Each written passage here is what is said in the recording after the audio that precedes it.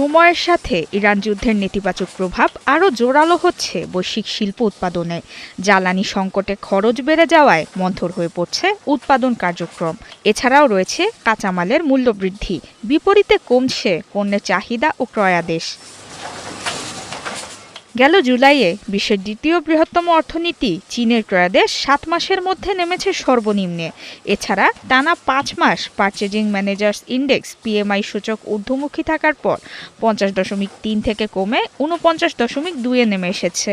যেখানে প্রযুক্তি খাতে সন্তোষজনক প্রবৃদ্ধি থাকলেও পিছিয়ে পড়েছে শিল্প খাত। অন্যদিকে বেসরকারি খাত কিছুটা ভালো অবস্থানে থাকলেও চাপে রয়েছে রাষ্ট্রায়ত্ত বড় প্রতিষ্ঠানগুলো।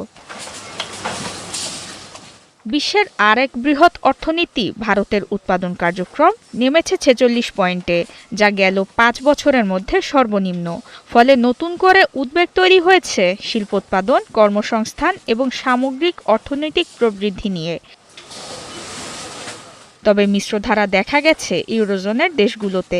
জুনের সার্বিক পিএমআই 51.4 থেকে বেড়ে পৌঁছেছে 51.9 পয়েন্টে, আর উৎপাদন কার্যক্রমের গতি বেড়েছে 4.5 বছরের মধ্যে সর্বোচ্চে। তবে এখনও রয়ে গেছে দুর্বল রপ্তানি চাহিদা।